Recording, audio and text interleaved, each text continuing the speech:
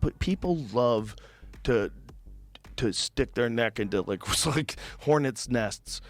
Welcome back to She-Hulk, Attorney at Law, the superhero comedy show with no heroism and no comedy. I'm only coming back to it for the sake of completeness, because this show is god-awful. And left to my own devices, I won't be watching these last few episodes at all. I probably should just move on and forget that She-Hulk even exists, if just for the sake of my own mental health. And because, even when the show was on, nobody seemed to care enough about it to watch my review of it. So if you're one of the happy few that does, welcome and God bless you.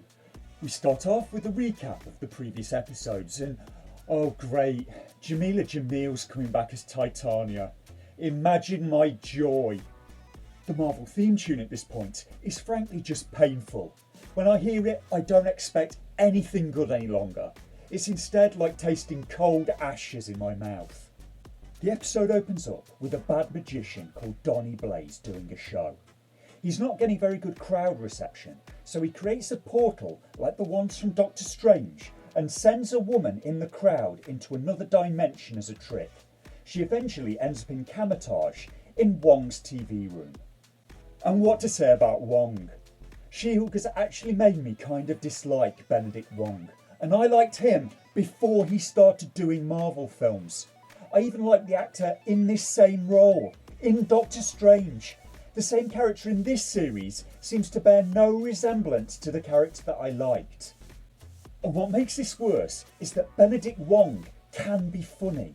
He was funny in the IT Crowd, but he does need good material to work with. Tatiana Maslany comes along to say, everybody loves Wong. It's like giving the show Twitter armour for the week. And I'm not liking her at all in this role. Maybe I should try drinking whatever Kool-Aid Marvel gave to Simon Pegg before he praised this tripe. The showrunners, I fear, also spend far too much time on Twitter or thinking about Twitter, and none of the humour lands for me. 4 episodes in and not a single laugh or even a single smile. Wong hires She-Hulk to use her silky legal skills to stop Donny Blaze from performing any more dangerous magic. And also, Jen signs up for a dating app. And what the hell is even that? Daddy, chill. What the hell is even that? This is supposed to be a Marvel superhero show, so why are we instead getting Jen's dating stories? Is this what the writers' lives are like in reality? Living on Twitter and getting rejected by men? The show is just anything other than have to write a superhero story. And why were they even given this project? It seems like they have no interest in the character they begin to write and perform and seem to want to write something completely different. So there was discussion because some people thought that She-Hulk was a rip-off of Ally McBeal. But according to Jessica Gow, Better Call Saul and Fleabag were inspirations, not Ally McBeal. And here's a strange idea. How about your inspiration for writing a She-Hulk Series B? The source material.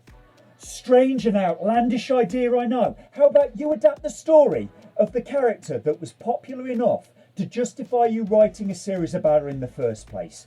Instead, we have a series being written, like this one, like The Witcher, like The Rings of Power, where the people writing the show seem to have an open contempt for the material they're supposed to be adapting. So instead, She-Hulk Attorney at Law generates headlines like this. She-Hulk director wanted to make a sex-positive show that kids could also watch. And what do you mean, sex-positive, that kids could also watch? I suppose it depends on how you're defining kids. So that begs the question, how are they defining kids? The United Nations Convention on the Rights of the Child defines child as a human being below the age of 18 years.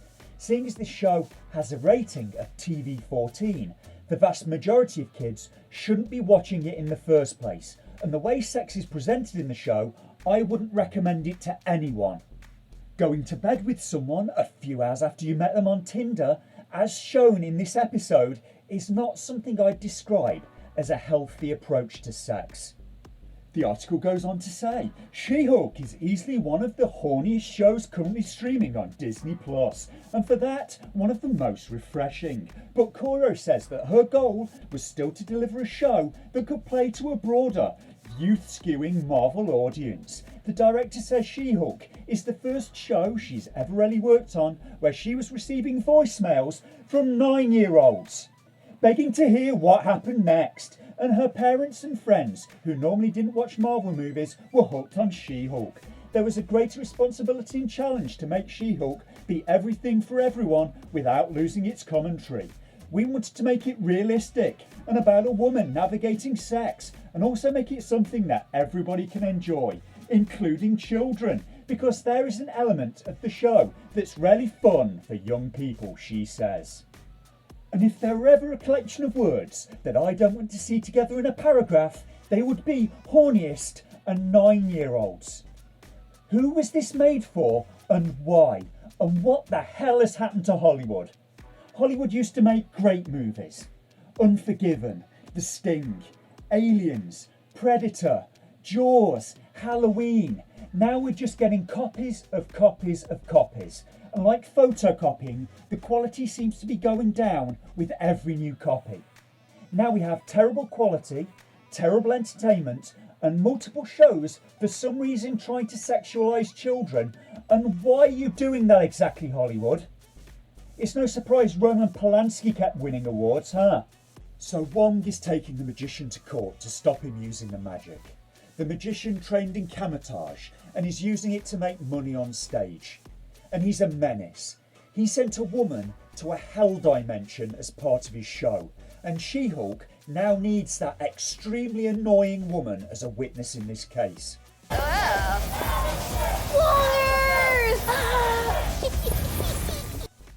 Give me strength. The hell dimension is looking justified at this point. It feels like I've been sent to a hell dimension watching this. Madison gives evidence, and it's difficult to believe that any of this conduct would pass in court. Why does Wong not just deal with this on his own? Take the sling ring and put the magician into another dimension where he can do no harm. Wong asks Jen, "Can I send Donny to the mirror dimension? He probably won't even die." And Jen responds, "That would ruin our case." And who the hell cares about the case? If you send Donny away, the case won't matter any longer. How about you just take the sling ring so he can't open portals? The point was getting him to stop before he caused a disaster. The point wasn't winning a case. Meanwhile, Jen is getting no hits on her dating app as herself, so she puts up a new account of her as She-Hulk. This time, she instantly gets loads of hits. And what the hell is that face? So she goes on some dates as She-Hulk. One guy and her talk for about 30 seconds. He tells her that he's in medicine. A paediatric oncologist, he says. He wants to know about her, he says, and offers to split some fries. And that 30 seconds is enough for her. She's going to go home with him. And just so there's no misunderstanding, I think this is a bad way for anyone to behave, not just women. As far as she knows, he could be lying. He could be horrible. He could have AIDS. You could be one split condom away from a horrific illness. Maybe at least find out if this is someone you actually like before you jump into bed with them. Maybe try a walk in the park together first. See if this is someone you can talk to. It's nice and public, so you can leave if it doesn't go well. Maybe give it 3 or 4 dates before you try and ride him like a pony. But that's all it takes for her. For him being interested in listening to her talking endlessly about herself and having no personality of his own and wanting to split some fries with her. If this is a self-insert, God help the woman that wrote it. This is just sad. Could you make me a cup of tea, please, Stephanie?